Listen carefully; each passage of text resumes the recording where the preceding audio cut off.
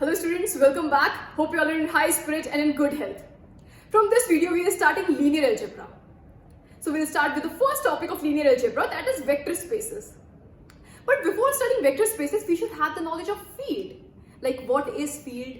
What are the elements of field known as? What are the properties the elements of field exhibit? Fine, then only we'll be able to understand the vector spaces properly. So in this video, we are going to discuss field, and then later on from the next video, we'll take up vector spaces. Okay, so what is field? Look, in algebraic structure,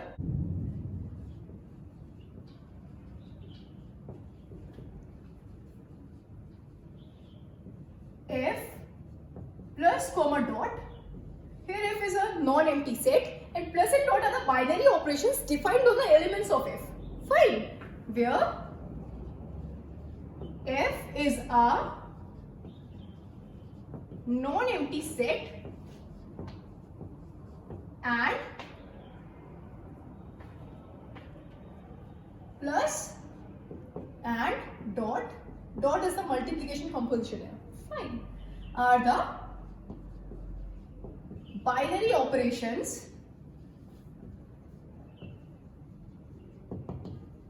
defined on the elements of f, is known as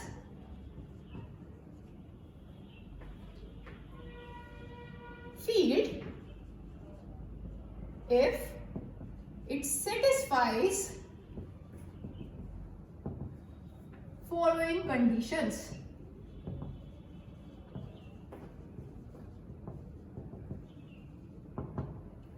There are three conditions which the elements of field needs to follow. First is f with respect to the composition addition is an abelian group. Now what is abelian group? Group theory में हमने पढ़ा था group क्या होता है, abelian group क्या होता है. इसकी वीडियोस मैंने ऑलरेडी अपलोड कर रखी है, तो आप वहां जाकर चेक कर सकते हो. ठीक है, तो what is group? An algebraic structure, an algebraic structure G plus comma dot, where G is a non-empty set and plus and dot are the binary operations defined on the elements of G, is known as group if it satisfies four conditions.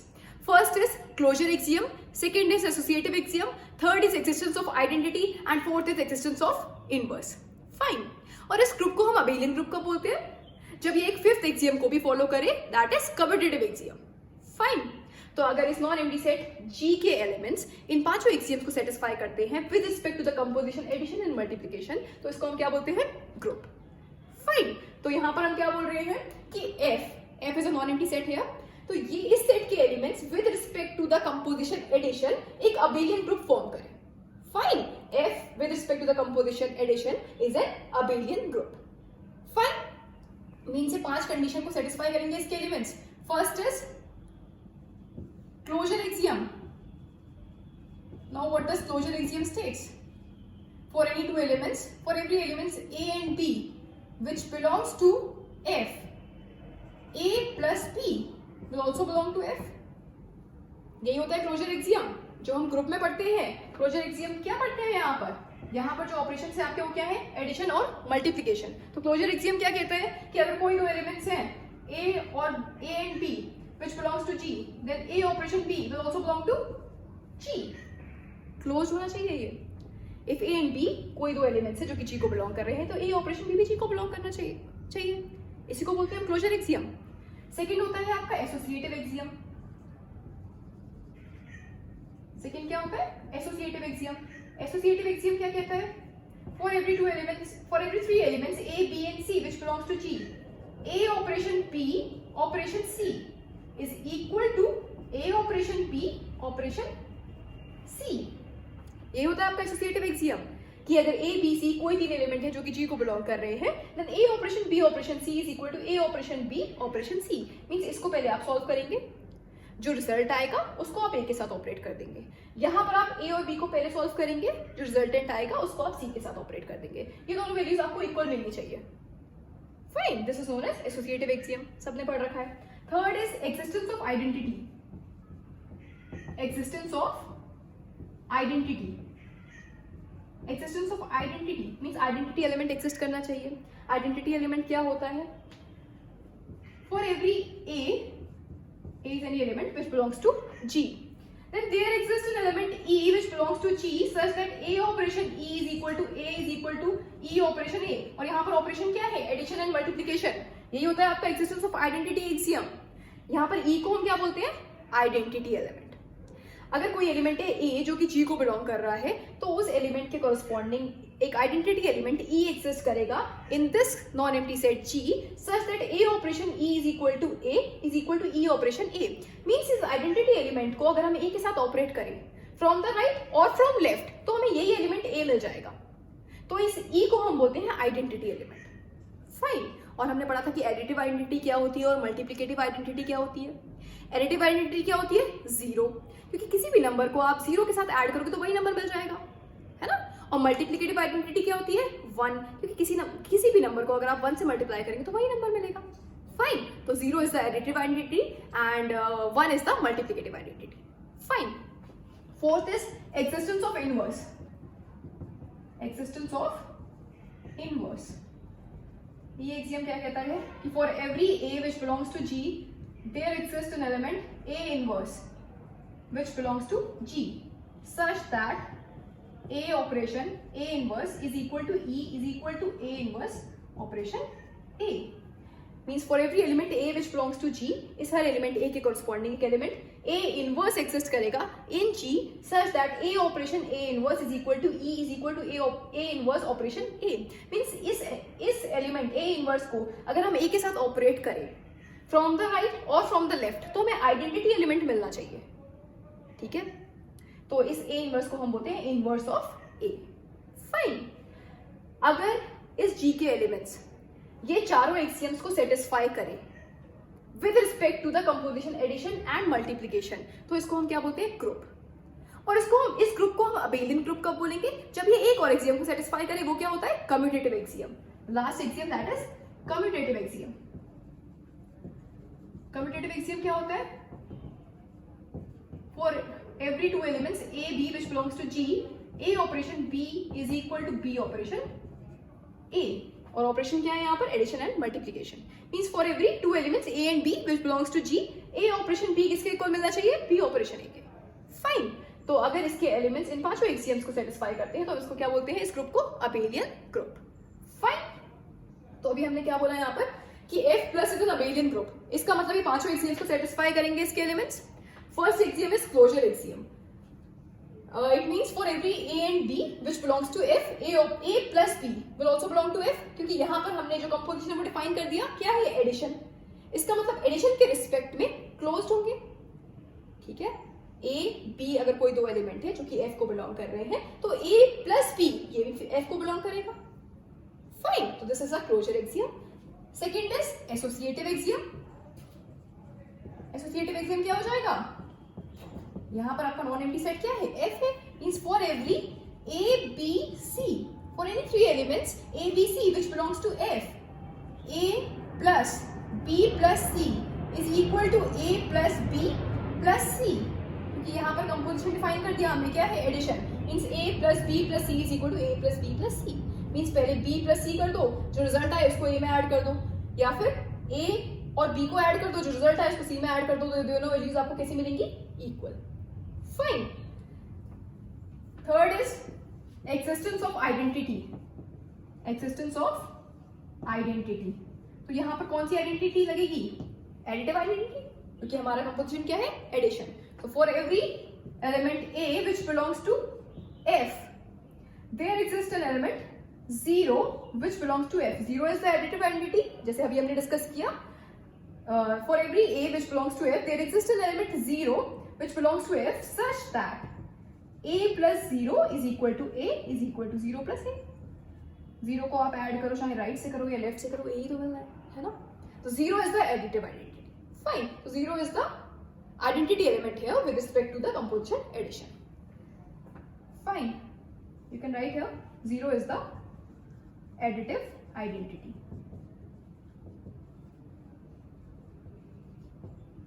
Now next is existence of inverse. Means inverse axiom. Now what does this axiom states? States that for every element A which belongs to F, there exists an element minus A which belongs to F such that A plus minus A equal to 0 equal to minus A plus A. Inverse exam क्या होता है? जैसे कि अभी मैंने group में discuss किया था कि अगर ए कोई एलिमेंट है जो कि एफ को बिलोंग कर रहा है तो एक एलिमेंट इस ए के कॉरस्पॉन्डिंग ऐसा एग्जिस्ट करना चाहिए जिसको अगर हम ए के साथ ऐड करें, क्योंकि यहाँ पर कंपोजिशन क्या है, आपका ऑपरेशन क्या है, एडिशन है ना, तो ऐसा एलिमेंट जिसको हम ए के साथ ऐड करें तो हमें एडिटिव आइडेंटिटी मिल जाए, क्योंकि आइडेंटिटी एलिमेंट कौन सा क्या है यहाँ पर, 0 है ना। तो ऐसा नंबर हमें चाहिए जिसको हम ए के साथ ऐड करें तो हमें एडिटिव आइडेंटिटी यानी कि 0 मिल जाए। तो अगर हम माइनस ए को ए के साथ ऐड कर देंगे तो हमें 0 मिल जाएगा ना, चाहे हम राइट से करें या लेफ्ट से करें। अगर माइनस ए को हम ए के साथ ऐड करें फ्रॉम द राइट और फ्रॉम लेफ्ट तो हमें क्या मिलेगा, 0 ही तो मिलेगा, और 0 क्या है, एडिटिव आइडेंटिटी। ठीक है, तो इनवर्स एलिमेंट क्या होता है, ऐसा एलिमेंट जिसको अगर हम ए के साथ ऑपरेट करें, ए कोई एलिमेंट है अगर जो एफ को बिलोंग कर रहा है तो एक ऐसा एलिमेंट जिसको हम ए के साथ ऑपरेट करें, और यहाँ पर ऑपरेशन है एडिशन, तो हम ऐसा एलिमेंट जिसको हम ए के साथ ऐड करें तो हमें एडिटिव आइडेंटिटी मिल जाए। तो माइनस ए को अगर हम ए के साथ ऐड करेंगे फ्रॉम द लेफ्ट और फ्रॉम राइट तो हमें क्या मिलेगा, एडिटिव आइडेंटिटी यानी कि 0। तो माइनस ए क्या हो गया, ए का additive inverse. Fine, this implies minus A is the additive inverse of A. Fine. Now the last axiom is commutative axiom. क्योंकि हमें abelian group दिखाना है, इसका मतलब commutative axiom भी दिखाना पड़ेगा। Now what does commutative axiom states? It states that for every two elements A, B which belongs to F, A plus B is equal to B plus A. Means A को अगर हम B के साथ add करें या B को हम A के साथ ऐड करें तो हमें सेम रिजल्ट मिलेगा। Fine, this is the commutative axiom. ठीक है, तो अगर F के एलिमेंट्स, F जो कि आपका नॉन एम्प्टी सेट है, इसके एलिमेंट्स अगर प्लस के रिस्पेक्ट में मीन्स एडिशन के रिस्पेक्ट में इन पांचों एक्सियम्स को सेटिस्फाई करते हैं तो हम क्या बोलेंगे, this forms an abelian group. Fine, this is the first condition for being a field. Fine, now second is F with respect to the composition multiplication is again an abelian group. तो अब उसको दिखाएंगे। Second, F with respect to the composition multiplication is an abelian group. Fine.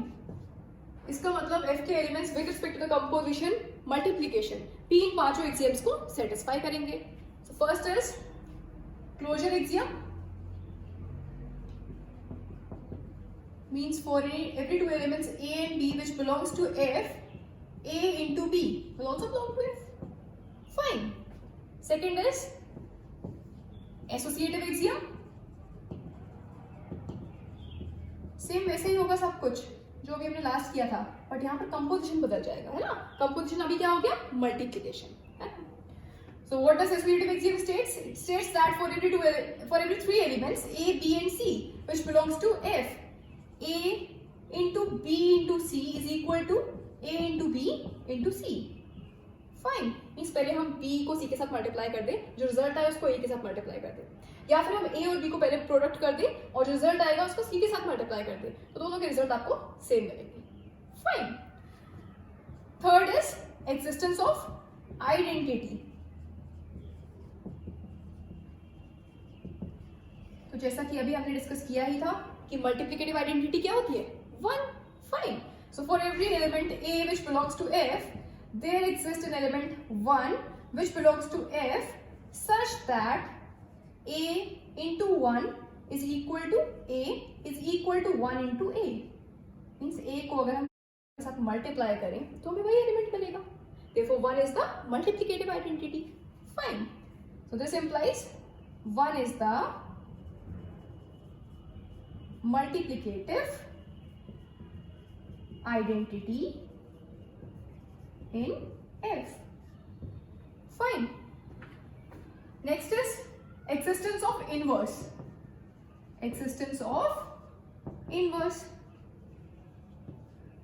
This states that for every element A which belongs to F, there exists an element A inverse which belongs to F such that A into A inverse is equal to identity element, identity element क्या है 1, means this is equal to 1 is equal to a inverse into a, means a को ऐसे किस element के साथ multiply करें कि हमें मल्टीप्लिकेटिव आइडेंटिटी मिल जाए, यानी कि 1 मिल जाए। तो अगर हम ए को ए के इनवर्स के साथ मल्टीप्लाई कर देंगे तो हमें 1 मिल जाएगा। फाइन, सो ए अगर हम इसको या तो राइट से ऑपरेट करें या फिर लेफ्ट से ऑपरेट करें 1 ही मिलना है, ठीक है। It means A inverse is the multiplicative identity, multiplicative inverse of A. Fine, this implies A inverse is the multiplicative inverse of A in F. Fine. And the last one is commutative axiom. Commutative axiom क्या होता है? For every two elements A and B which belongs to F, A into B, क्योंकि यहाँ पर composition means आपका operation क्या है, multiplication है ना, so means A into B is equal to B into A, means A का B के साथ प्रोडक्ट करें या फिर B का A के साथ हम प्रोडक्ट कर दें तो हमें सेम रिजल्ट्स बनेंगे। Fine, so this is the commutative axiom, ठीक है। तो ये F with respect to the composition multiplication forms an abelian group. Fine, अब एक और कंडीशन होती है, वो क्या होती है, distributive laws. So the last one is distributive laws.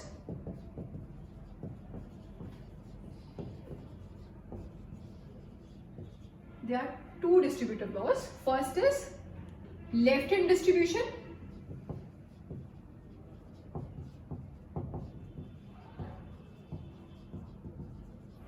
And the second one is right-hand distribution.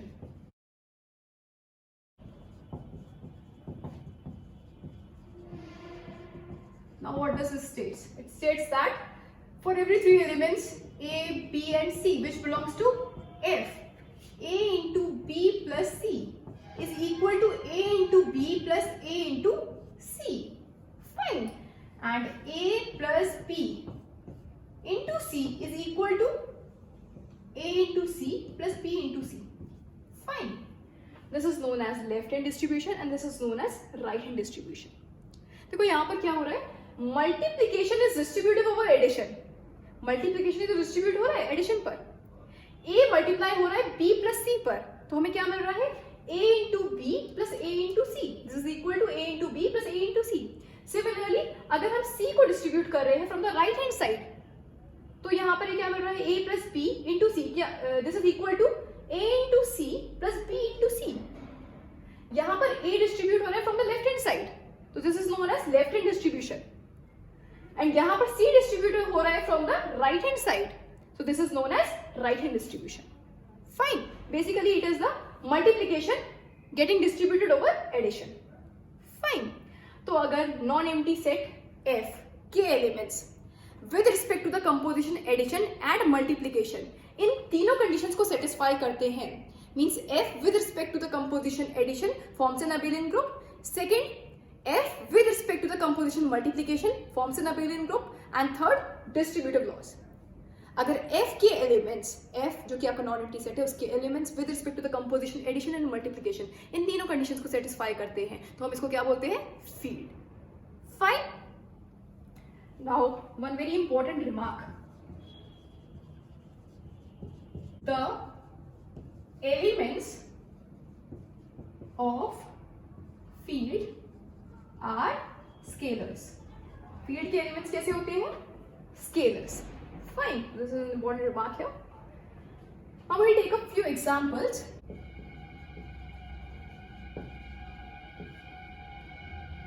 First, the set of real numbers is a field under usual addition and multiplication.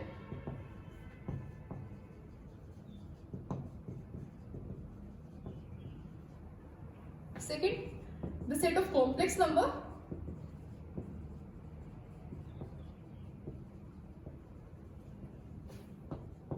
is also a field under addition and multiplication.